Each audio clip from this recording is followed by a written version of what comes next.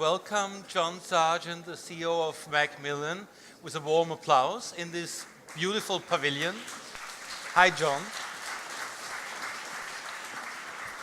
As in the previous years, you know, we welcome a leader of the publishing industry for the CEO Talk for an hour of questions and answers by editors of the leading publishing trade magazines from around the world.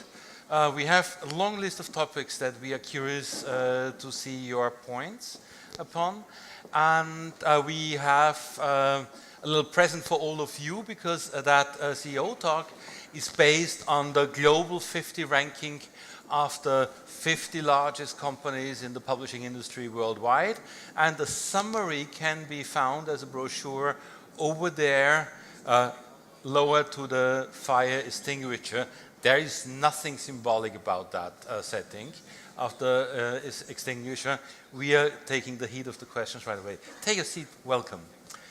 I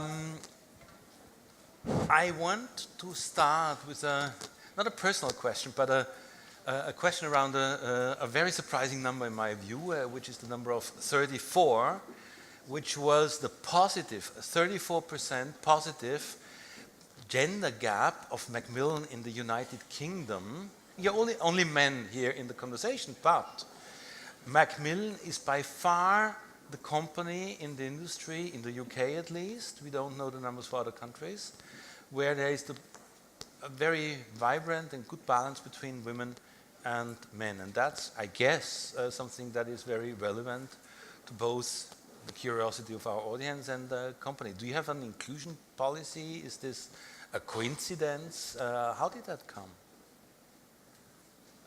So thank you for starting off with such an easy question. I think one of the things when you look at gender pay, it's actually a highly complex question, right? There's not an easy method to determine what the equal pay is at the equal levels. I'll say this about the UK. I think we do a great job at Pan Macmillan on gender pay. I don't think it's as good as those numbers suggest. I think the way those numbers are constructed and the way that process worked, we happen to score very well in that process, and I think we do a good job in gender pay. But I would caution that looking at those numbers should always be looked at with some intelligent thought behind how they're generated. I started with that question because we will see along the conversation that we need to address a number of questions coming from outside of the industry as well. And that's every year, because we really want that to be a global conversation.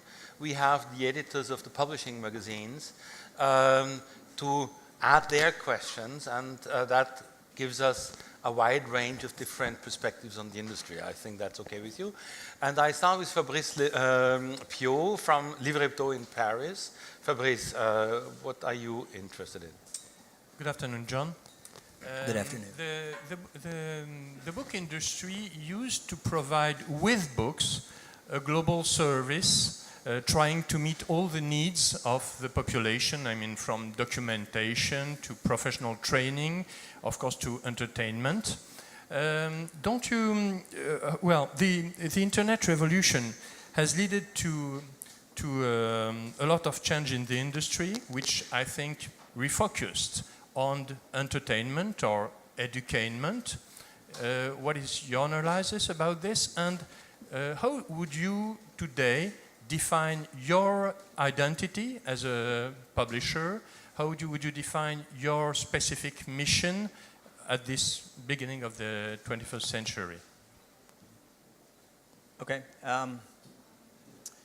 To the first question, I think there are some things that used to be done by the publishing community that were highly necessary and useful to people, which can actually be done better on the internet.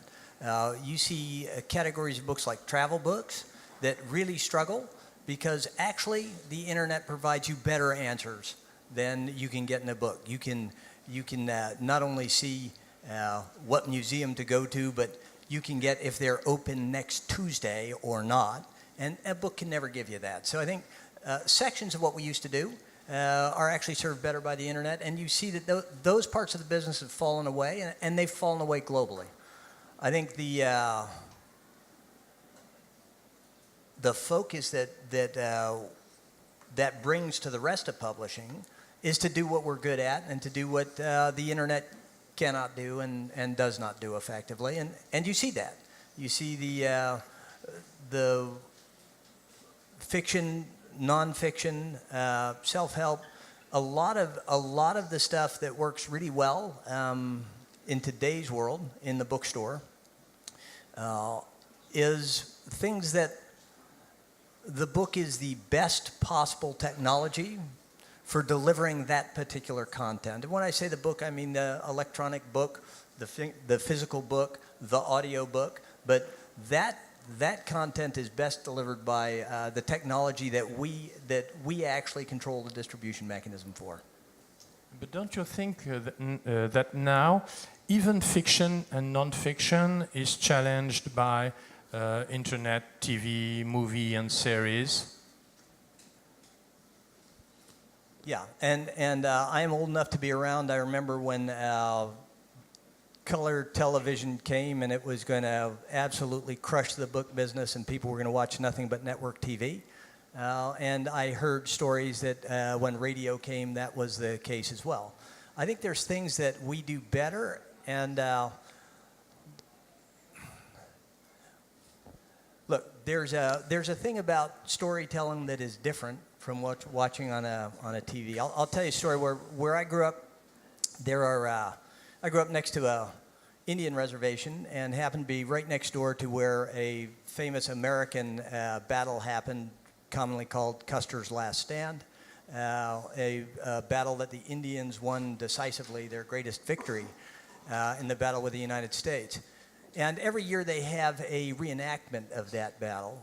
And the National Park Service puts on the main reenactment, and it's very well done. Everybody's in uniform, and you get to sit and watch what the battle would have looked like. The Native American population also puts on a reenactment. And what the Native American population does is you sit around a big circle, and the great-great-grandchildren of the people who participated in the battle tell the story as their forefathers told them about what happened in the battle. You have no visuals to help you. It is a much more powerful experience because your mind, in the telling, your mind creates the visual itself. In this way, book reading is different. If you ask for fiction, for nonfiction, book reading in long-form narrative is a different experience to watching television or to watching a movie. And in that, I don't think we lose that audience because it is still remarkably powerful as an experience. So do you mean that to keep their positions, publishers have to develop this type of long time reading? I mean, trying to avoid this, just short stories and things like this. They have to provide something more fundamental? Yeah, if you look back 10 years ago, we were already worried that the long-form book, the attention span was getting shorter and shorter. If you looked in newspapers, the articles were getting shorter, magazines getting shorter, everything getting shorter. Attention span is challenged by new media. But oddly enough, if you look at the book world, we still have 250 to 400 page books are predominantly the books that sell. To tell a good story, it takes some time. It is extremely challenging to develop characters in 25 pages. And don't you think there is a risk that the young authors, the young artists invest more in the new way of going to the public, through videos and so on, and less through books, which means a risk of weakness of creativity among the book industry? I have to say I don't see it. I don't see it at all. If you look at self-publishing out there in the world, millions and millions of people are writing and publishing their own books, taking all that effort and pouring it into books. From personal experience, I cannot tell you how many people come up to me and say, I've written a book, or I'm going to write a book, wouldn't you please publish it? I think there's an incredible innate value in what we do. So no, I actually do not worry much about the creative energy of the coming population not being focused on books. We have tremendous work being done by young authors. Some of the most creative people out there pouring their energy into books. I don't see that changing. Thank you. Are you talking to Netflix and Amazon Studio? And if so, are these conversations different than previously talking to Hollywood? So for the most part, we don't control the rights, so we aren't doing the direct selling No, frequently not to just Netflix selling, and but Amazon. talking, exchanging. Look, at the end of the day, Hollywood and the new studio, what I think of as the new studios, if you look at the amount of the properties that are being developed based on books, it's extraordinary. So what they're looking for is long-form narrative ideas to change into the video format. So the creative seed of those is often coming from books. So yeah, they are anxiously in our offices looking for the next property that we're developing so that they can turn it into a movie or a TV series. We're relocating to Europe, and I welcome Thomas Wilking, the editor of the Buchreport. Hi, Hi. welcome. And I would like to continue Fabrice's line. In Germany, there was a major survey into why sales in the consumer market are declining, and the dramatic findings is that more than 6 million book buyers have left, and that's much when there's a population of 80 million in Germany. Is this a global perspective, or is it a specific German thing? It looks like an ebb tide without coming back the flood. So I don't know if international experience will translate in Germany. We went through a series of studies in the United States developed by various not-for-profit agencies to look at reading and is it increasing or decreasing. And I think starting 15, 16 years ago, there were a bunch of studies that say young people don't read anymore. And that the reading in the United States was on the downturn. We haven't actually seen a downturn in the business in the United States since. So I don't know if there's a direct correlation. You look at the German book sales, and at least the last I looked at, they're down this year 1 or 2%. 6 million readers is a lot of readers. You would think it would be down more than that. I know that there's a problem in Germany that we need to work to address, and we need to put some energy into finding out why that's happening and trying to reverse it. Absolutely.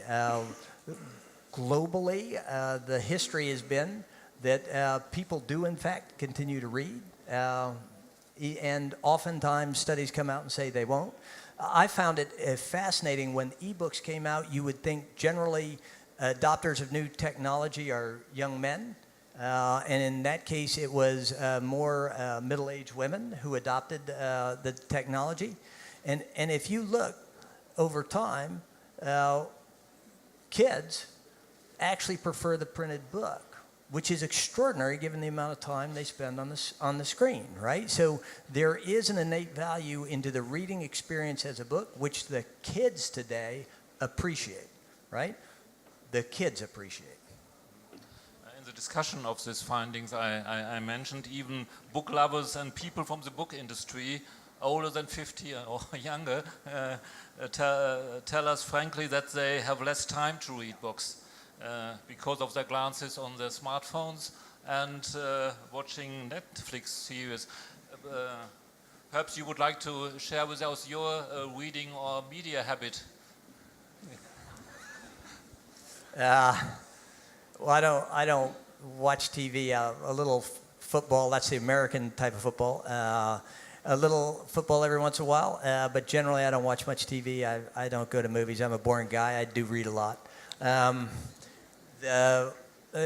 the end of the day, yeah, the current mind of, particularly I worry about kids growing up, is extremely fragmented in the way they take in information and the amount of distraction, the continual moving from one thing to another. And I do think it's a problem about leisure time and how people spend it. I think it's our responsibility to produce extraordinary works that will make them break that habit and take the time to read a book, and that's up to us and the author community to do. I think if we do it, they will in fact read. You saw it in Harry Potter. When Harry Potter came, every kid read Harry Potter, right? That was an extraordinary property. I think I don't despair on that, because I believe over time, reading, historically, as you get older, you read more. And I think this generation of kids will gravitate just as their parents and their parents and their parents did. As they get older, they will find reading to be a very good experience for them. And I think it does wonderful things for the mind. And I think people will realize that over time. Yes, and we hope to get another Harry Potter stuff. We, the hope is we could find one of those every year. It'd be a good business to be in here, yeah.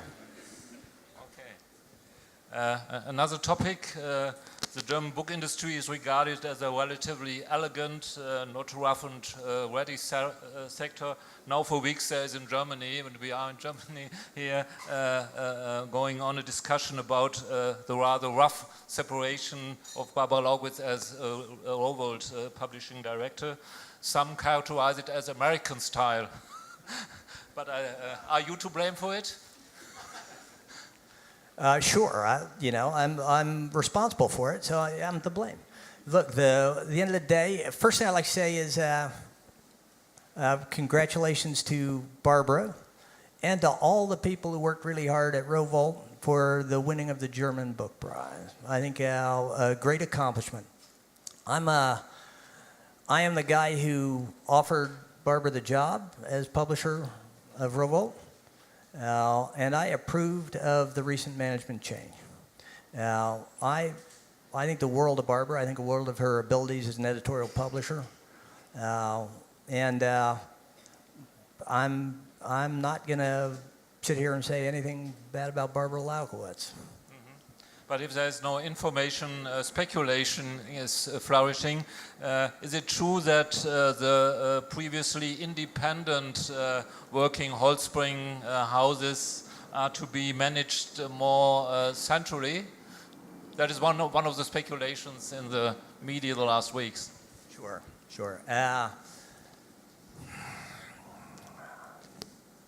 I'm struggling how to put this emphatically enough, right? The editorial decision-making in the German companies, in the American companies, in the UK company, and in the Australian company, and in the South African company are made independently with enormous independence universally. One of the great and deep beliefs of the Holzbring family has always been that editorial independence is the key to successful publishing. I'll tell you the story. When I got hired at Holzbring, I interviewed with Dieter von Holzbring, and I was being American, as you would say, and I said to him, how will I be evaluated? I said, growth in sales, growth in profits, or growth in cash flow. I can give you 2, I can't give you 3. Dieter von Holzbring looked at me and said, John, all that stuff is important, but it's important that we publish great books. The family has been consistent in that every day for 22 years. I see no reason to speculate on the editorial independence of any of our companies. Thank you for the emphasis. Clear words. When we've been talking about stories so far, it was mainly about fiction. But books, particularly in these political times, are very much also about the discourse in public.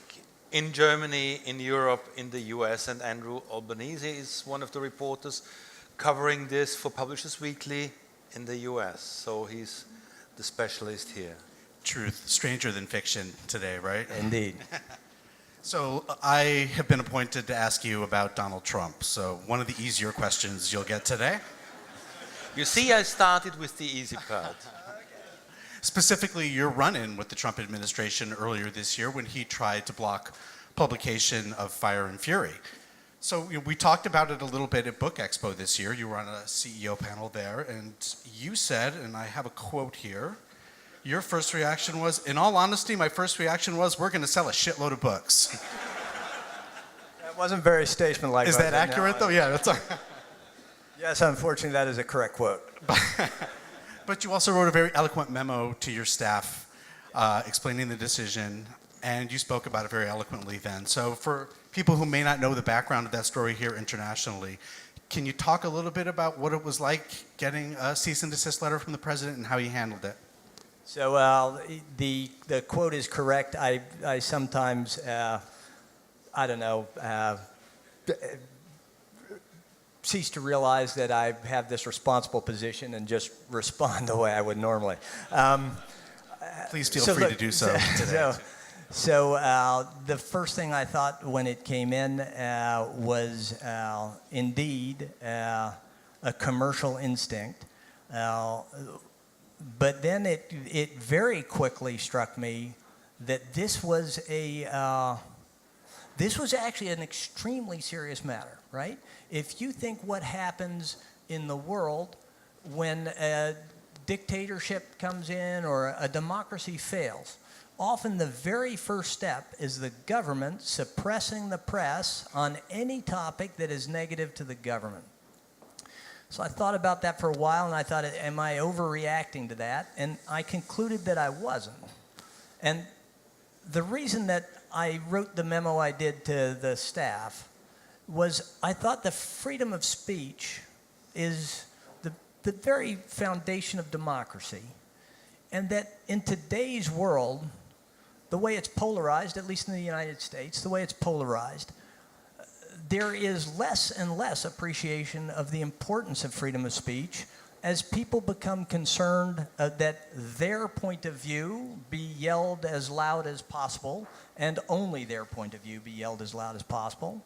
And I thought there was a chance to try to educate some of the people in the company about what our grave responsibility is as people who control, call it the long-form press, right?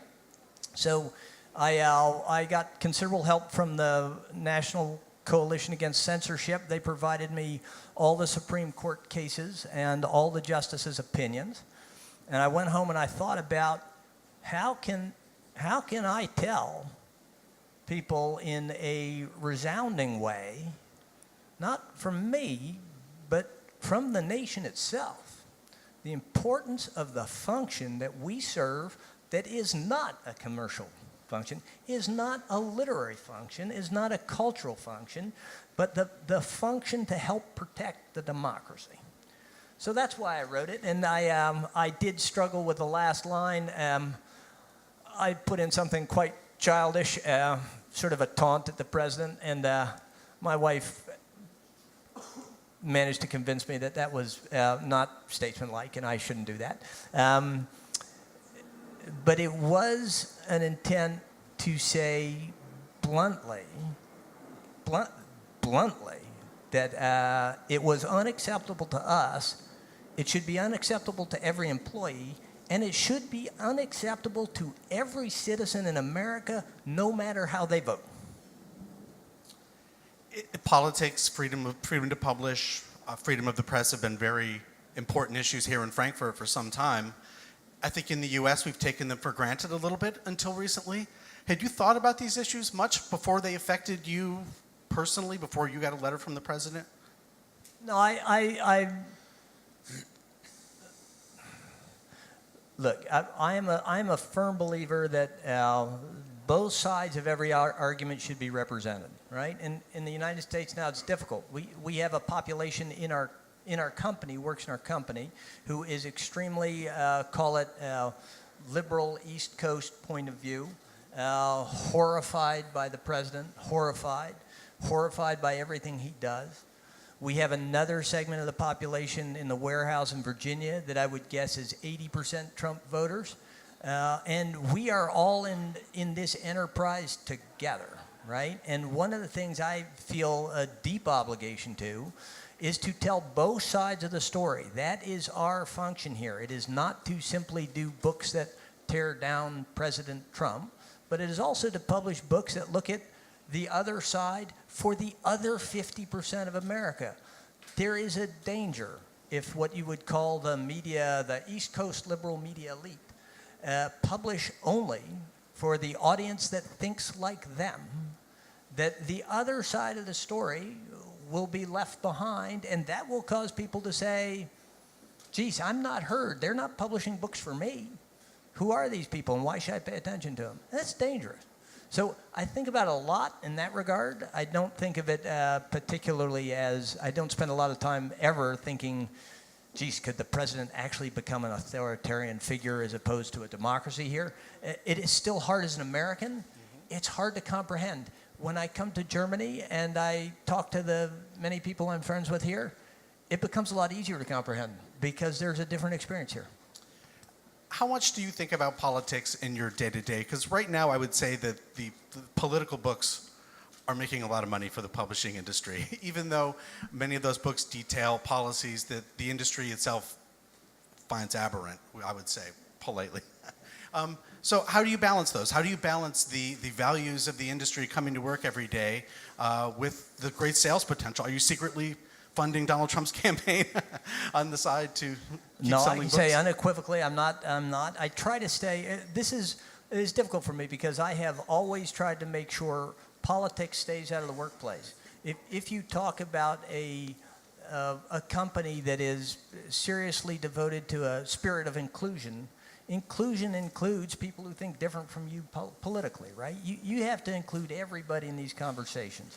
And I worry about it actually tremendously. Spend a good deal of time trying to think how to steer through what we're steering through.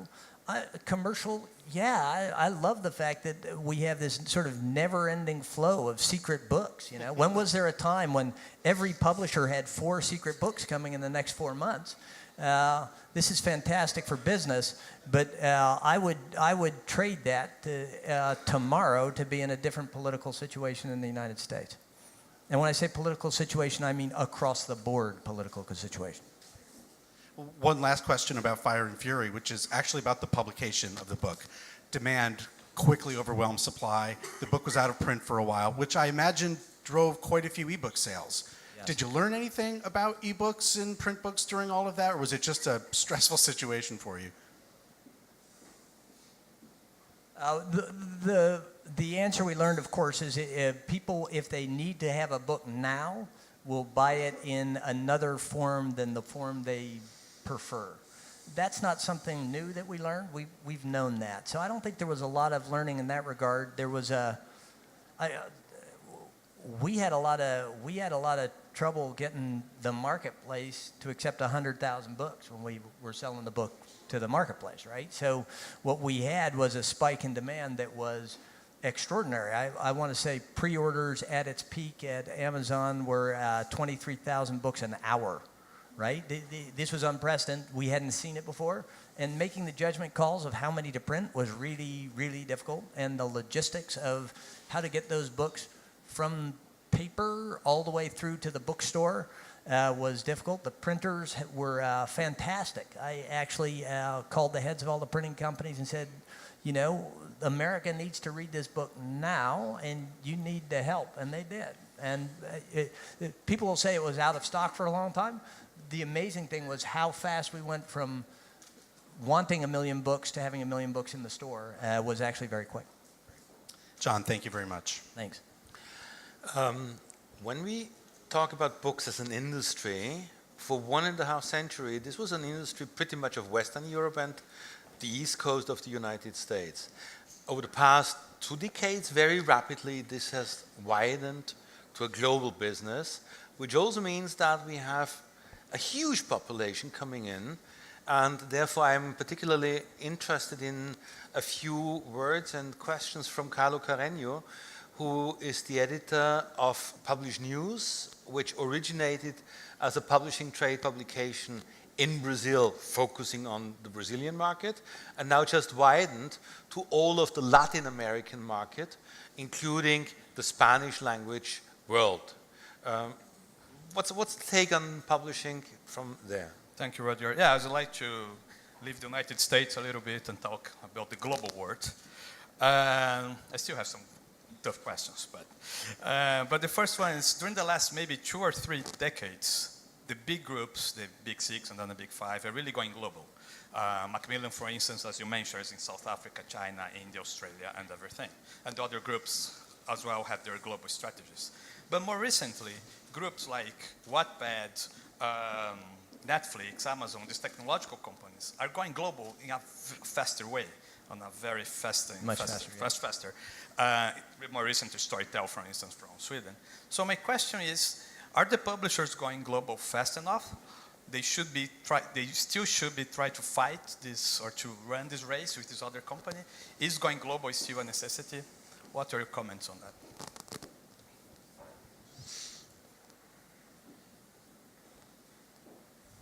So going global is an interesting premise in book publishing. For generations, it's been a thin number of books that work across the globe, and most of the markets are very local in their nature. People are interested in reading books in their home language, written by people in their home countries. Many of the people who go, Hollywood has been much more global. Movies have been much more global in their nature, always. Music has been more global in its nature.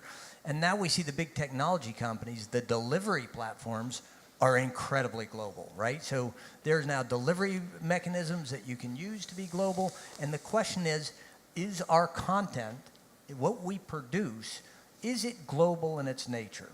Some of it is, some of it isn't.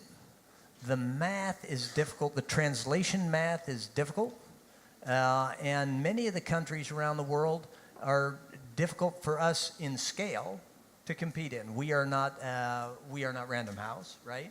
So for scale, it's difficult to compete across all those countries, because particularly the smaller countries are difficult to actually make money publishing books in those countries, and some have distribution systems that are highly challenged.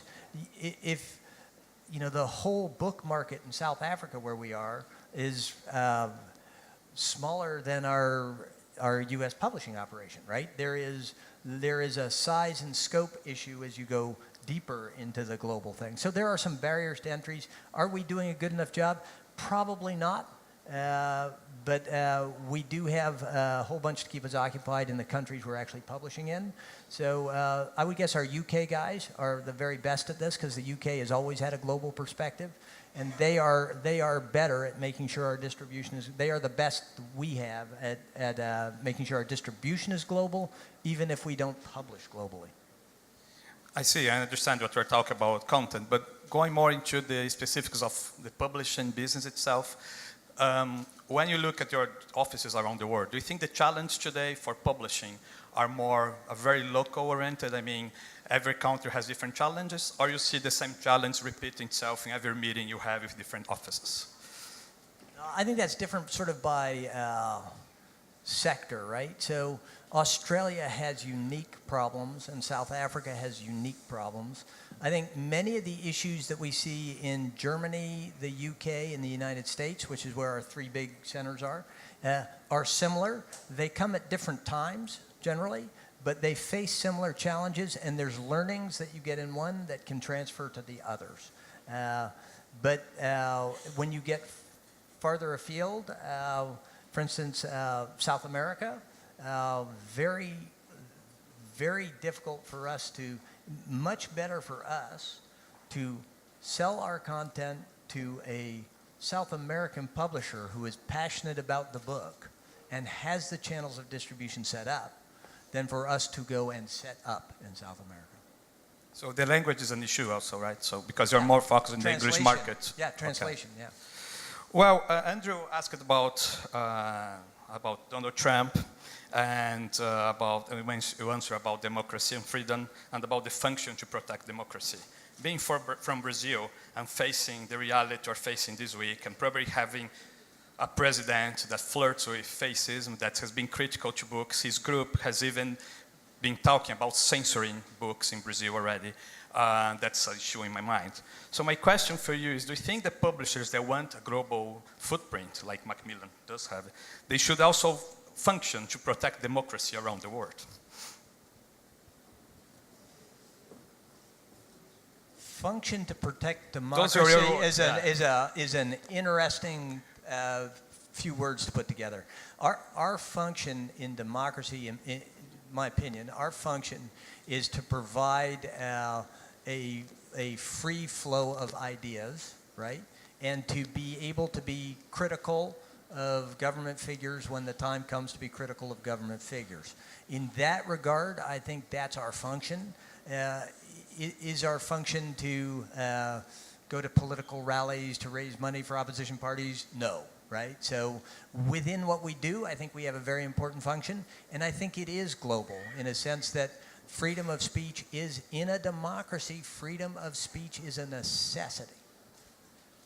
Thank you, John. I wish Macmillan with that mentality would go to Brazil sometime and help us next 4 years. Thank you. Okay, thank you.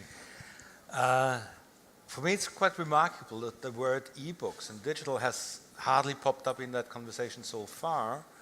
But still, we are in a world where I guess digital for consumer books is taking a new round, a second round after just being copies of books. And in France, that's perhaps a particularly interesting question because the first phase of e-books has not had received the same reception as in, for instance, the US or in Great Britain. So I asked Fabrice to frame a few questions around that topic of digital.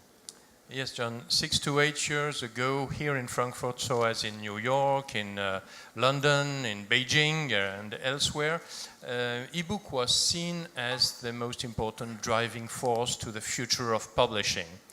Now, I mean, it's hard to find some people talking about it. What's your balance? What's the balance sheet of this e-book story? I think ebooks are an important format, and I think in two ways. One, we need to reach readers wherever they are, in whatever format they choose. Whether they want to listen to it in audio, whether they want to read it on a device, whether they want to read a book. Our job as publishers is to get the broadest possible distribution. So I embrace ebooks as another format, and it's an important format in a couple of ways. One, to reach people who might not normally read books or might choose to read books that they don't want people to see the cover of and prefer to read an ebook because of that reason. There are any number of reasons that people choose to read on ebooks, and we should support that.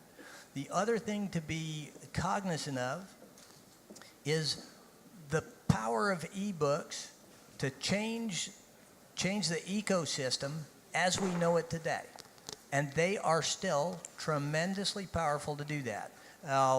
Fire and Fury is actually a good example of that. In the case of Fire and Fury, WikiLeaks got an unprotected PDF and pushed it, and probably cost us, I don't know, 400,000 or 500,000 copies globally of the book because of that. That's not possible in the physical book world, but is in the ebook world. If you look at the ecosystem as it exists today, libraries, schools, book retailers, publishers, authors, you look at that whole ecosystem and you look at the what I would call the frictionless reading experience that what ebooks is, we have to be continually diligent that we look after that whole ecosystem because we are all dependent on all aspects of that ecosystem being healthy. And so what ebooks does is it makes us look at that ecosystem and look at the changes that are caused into that ecosystem by ebooks, and we should be watching that all the time and trying to make good decisions. So I think it's an important form of reading, and I think it's here to stay. And it was a big growth engine for a while. Now that growth engine is audiobooks. But you know, it's an important part of what we do. But as sales are going down, don't you think that homothetic ebooks have reached a their limits. I mean, maybe it's a sort of, don't you think it's stupid format, like Arnaud Nouri from Hachette, who was our guest a couple of years ago, said? Yeah, when Arnaud said that, I immediately thought, boy, what is that guy smoking? And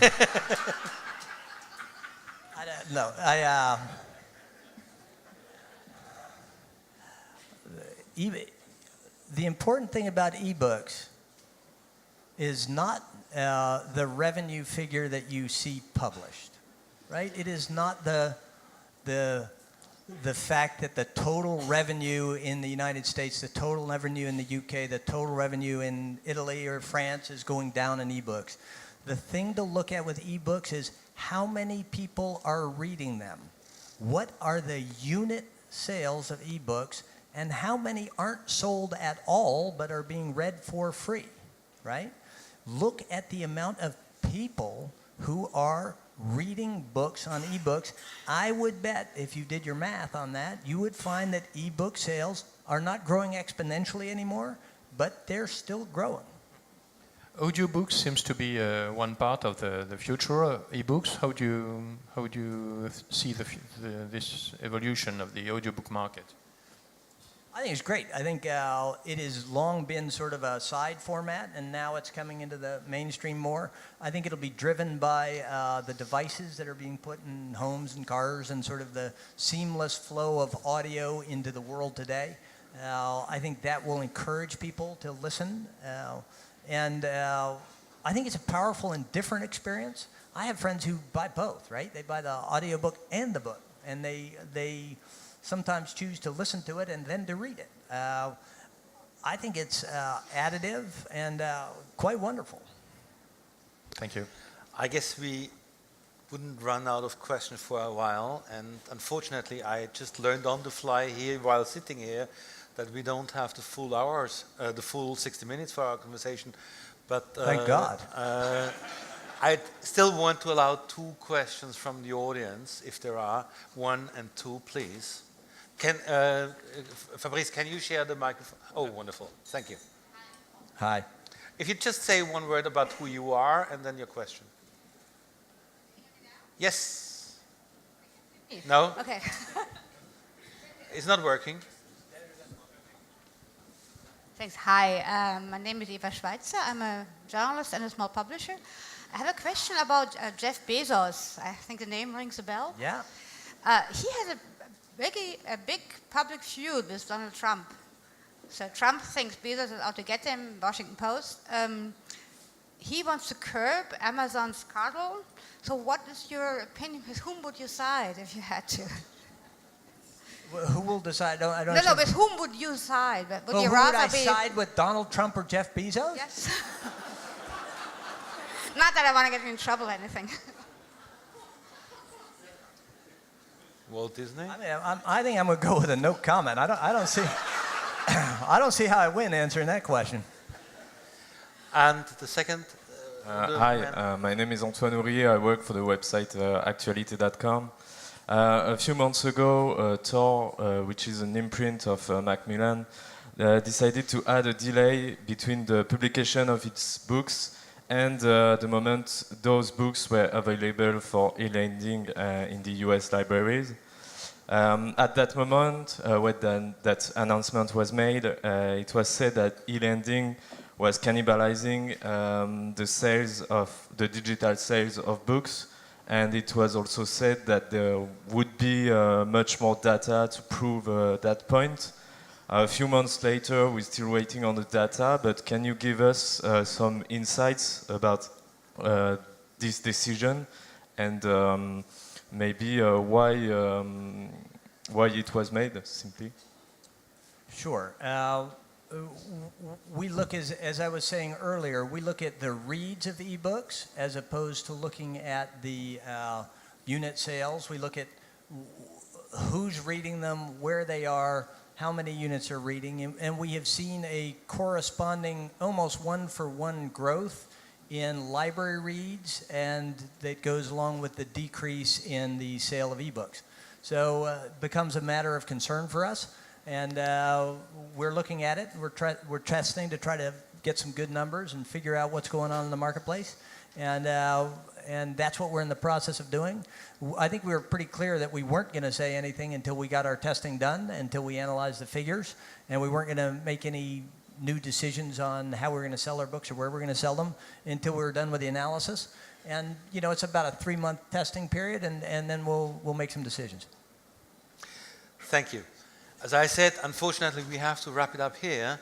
Let me just share one little thing that I learned when I came here to have our conversation, talking to an Indian colleague who told me, right now in India, there are more people reading, on their phones of course, published materials in domestic Indian languages than in English in India. And that's a huge population. And one of my concerns is always, I think we still have too much focus on the same languages, the same voices in that industry. How do you feel about this? As regard to the Indian population? Widening our vision of publishing to more cultural tonalities, to more original languages, to more, to different stories. So I think different countries will want to have their local populations published locally. We see that in everywhere we publish. The local publishers want to have their voices published. I think there's a lot more to do in translation. There's a lot more to do in actually within the countries that we work in, getting, instead of bringing in from India, there's a large population in the United States, for instance, who has stories that would be relevant to that population. We have to make sure we do the work of finding those stories and publishing those stories. And look, it's the right thing to do, but it's also the self-interested thing to do. As time goes on, you will need to appeal. The book has to appeal to everyone, both sides of the political spectrum, every element of society, every type of person. We have to appeal. Our job is to produce books that appeal to the whole population. And the whole population 10 years from now is not going to look like the whole population today. If we don't adjust to it, we won't do well. John, thank you so much to be open for such a wide range of topics and questions. Thank you to you for your patience, and I wish all of us a good fair in Frankfurt.